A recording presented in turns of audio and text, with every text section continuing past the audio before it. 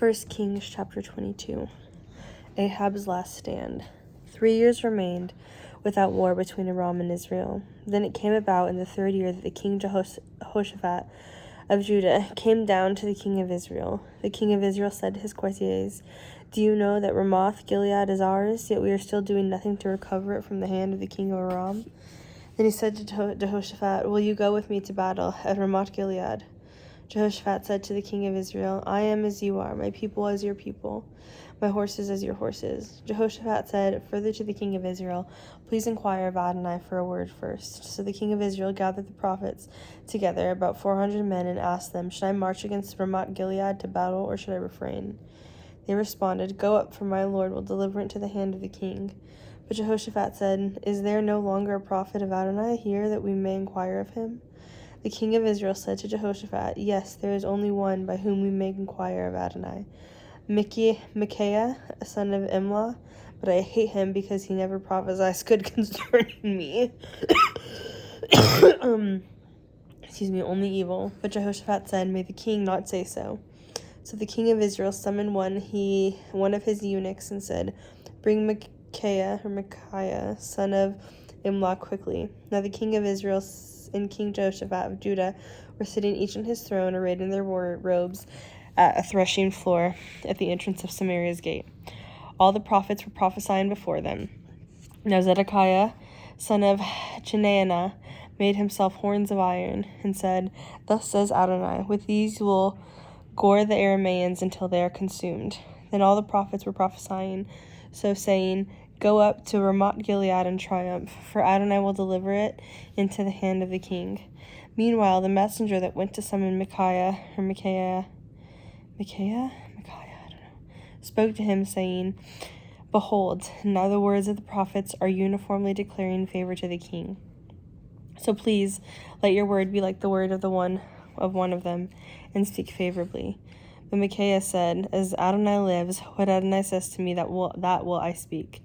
Now when he came to the king asked him, "Micaiah, should we march to Ramoth Gilead in battle, or should we refrain?"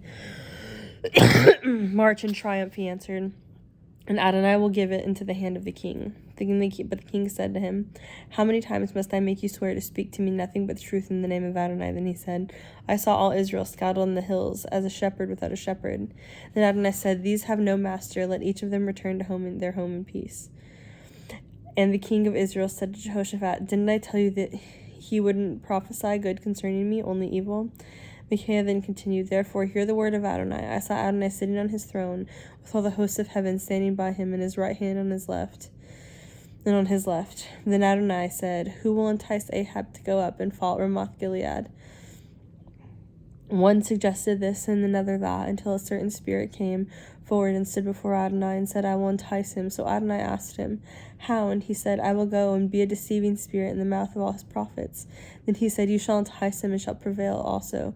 Go and do so. Now therefore, behold, Adonai has put a deceiving spirit in the mouth of all these prophets of yours, and Adonai has decreed evil upon you.' Then Zedekiah, son of Chenaanah, approached Micaiah, struck him down on the cheek, and said, 'Which way did the Ruach Adonai pass from me to speak to you?' Micaiah replied, 'Behold, you will see on that day when you go into the inner chamber to hide.' Then the king of Israel said, 'Take Micaiah and take him back to Amon, the city governor, and Joash the king's son, and say, Thus says the king, put this fellow in prison and feed him only bread and water until I return safely.' Micaiah then said, If you ever return safely, then Adonai has not spoken through me." And he added, Did you hear, all you people?" So the king of Israel and Jehoshaphat, the king of Judah, marched to Ramoth Gilead.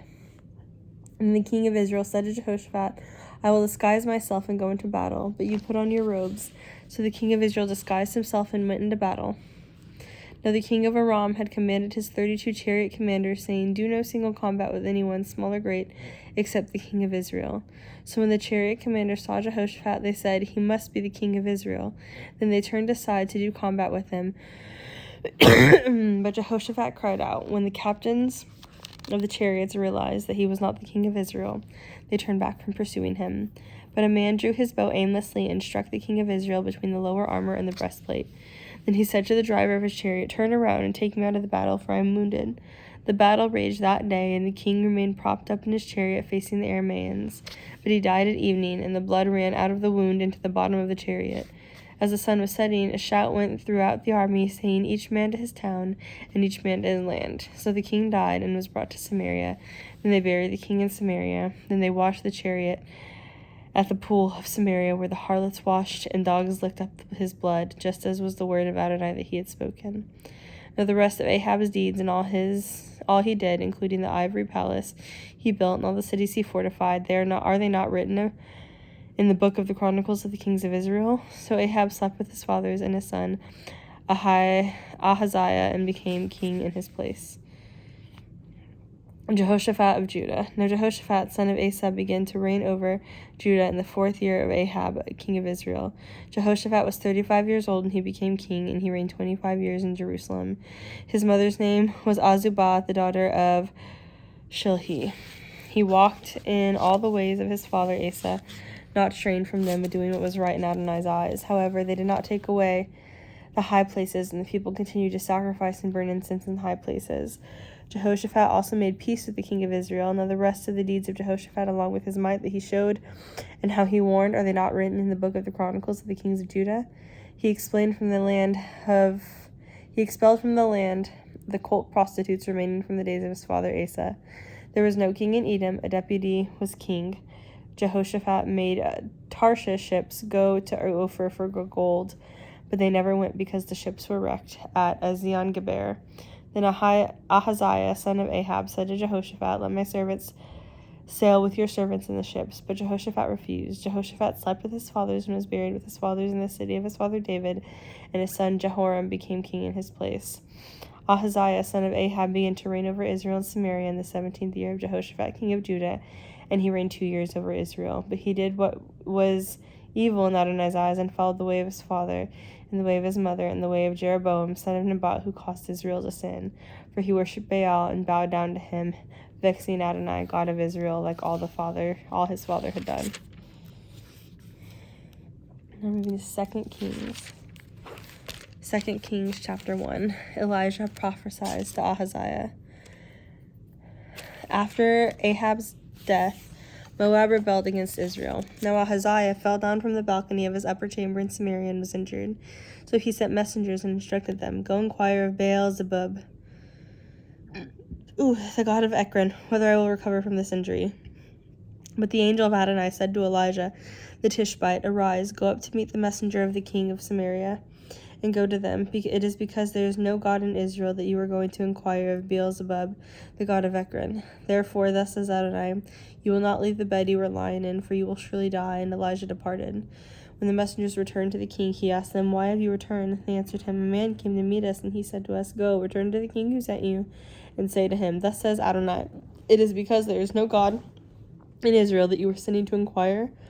Is it because there is no God in Israel that you are sending to inquire of Beelzebub, god of Ekron? Therefore you will not leave the bed you are lying on, for you will surely die." Then he said to them, "What kind of man was he that came to meet you and told you these words?" They answered him, "He was a hairy man with a leather belt around his waist." "It's Elijah the Tishbite," he said. So the king sent a captain of 50 with his 50 to Elijah. When the captain went up to him, behold, he was sitting on top of the hill. So he announced to him, "O man of God, by order of the king, come down." In response, Elijah said to the captain of 50, "If I am a man of God, let fire come down from heaven and consume you and your 50. Then fire did come down from heaven and consume him and his 50. So the king again sent to him another captain of 50 with his 50 men, who addressed him and said, "O man of God, by order of the king, come down quickly." In response, Elijah said to them, "If I am a man of God, let fire come down from heaven and consume you and your 50. And the fire of God came down from heaven and consumed him and his 50. So the king again sent the captain of a third 50 with his 50. But when the third captain of 50 went up and came near, he knelt before Elijah and begged him, saying, "O man of God, please let my life and the lives of these 50 servants of yours be precious in your eyes." Behold, fire came down from heaven and consumed the 2 previous captains of 50 with their 50, but now let my life be precious in your eyes. And the angel of Adonai said to Elijah, "Go down with him. Do not be afraid of him." So he arose and went down with him to the king. Then Elijah said to the king, Thus says Adonai, you have sent messengers to inquire of Beelzebub, the god of Ekron. Is it because there is no God in Israel to inquire of his word? Therefore you will not leave the bed you were lying on, for you will surely die. So he died, just as was the word of Adonai that Elijah had spoken. Then Jehoram became the king in his place, because Ahaziah had no son. It was the 2nd year of Jehoram, son of King Jehoshaphat of Judah. Now the rest of the deeds of Ahaziah which he did, are they not written in the book of the Chronicles of the Kings of Israel? 2 Kings chapter 2. Elijah in a chariot fire. Now it came to pass, when Adonai was about to take up Elijah by a whirlwind into heaven, jealous, that Elijah went with Elisha from Gilgal. Elijah said to Elisha, Stay here, please, for Adonai has sent me on to Bethel. But Elisha said, As Adonai lives and as you live, I will not leave you. So they went down to Bethel. When the sons of the prophets at Bethel came out to Elisha and said to him, Do you know that Adonai is going to take your master away from you over you today? He said, Yes, I know. Be silent. Then Elijah said to him, Elisha, stay here, please, for Adonai has sent me on to Jericho. But he said, As Adonai lives, as you live, I will not leave you. So they came down to Jericho. The sons of the prophets at Jericho approached Elisha and said to him, Do you know that Adonai is going to take away your master from over you today? He replied, Yes, I know. Be silent. Then Elijah said to him, Stay here, please, for Adonai has sent me to the Jordan. But he said, So as Adonai lives and as you live, I will not leave you. So both of them went on. The 50 sons of the prophets went and stood aside at a distance from them, while the 2 of them stood by the Jordan. Elijah then took his mantle, wrapped it together, and struck the waters, and they were divided here and there, so that the 2 of them crossed over on dry ground. Now as they were crossing over, Elijah said to Elisha, Ask what I will do for you before I am taken from you. So Elisha said, Please, let a double portion of your spirit be upon me. He replied, You have asked a hard thing. Nevertheless, if you see me when I am taken from you, it will be so to you, but if not, it will not be so. As they were walking along and talking, behold, a chariot of fire of horses of fire separated the 2 of them, and Elijah went up by a whirlwind into heaven. Ooh, I wish, don't you wish? As Elisha was watching, he was crying out, Avi, Avi, the chariot of Israel and its horsemen. Then he saw him no more. So he took hold of his own clothes and tore them into 2 pieces. Elisha takes up the mantle. He then picked up the mantle of Elijah that fell from him. When he returned and stood by the bank of the Jordan, he took the mantle of Elijah that had fallen off of him, struck the waters, and said, Where is Adonai, the God of Elijah? As indeed struck the waters, they parted here, then there.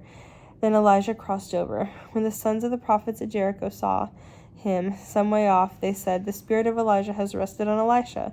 So they came to meet him and bowed down to the ground before him. Then they said to him, Behold, now there are 50 strong men with your servants. Please let them go and search for your master. Perhaps the Ruach Adonai has taken him up and cast him onto some mountain or into some valley. But he said, Don't send them. But when they urged him until he was ashamed, he said, Send them. So they sent 50 men. Though they searched for 3 days, they did not find him. When they came back to him while he was staying in Jericho, he said to them, Didn't I tell you not to go? Then the men of the city said to Elisha, Look now, the situation of the city is pleasant, and my lord sees, but the water is bad and the land barren. He responded, Bring me a new jar and put salt in it. So they brought it to him. Then he went out to the spring water, threw salt in it, and said, Thus says Adonai, I have healed this water. No longer will there be from there death or barrenness. So the waters were healed to this day, according to the word that Elisha spoke. From there he went up to Bethel. As he was going up along the road, some young boys came out of the city. They mocked him, saying to him, Go up, Baldy, go up, Baldy. Go on up, Baldy, go on up, Baldy. So he turned around and looked at them and cursed them in the name of Adonai. And the 2 she-bearers came out of the wood and mauled 42 of the boys. From there he went to Mount Carmel, and from there he returned to Samaria.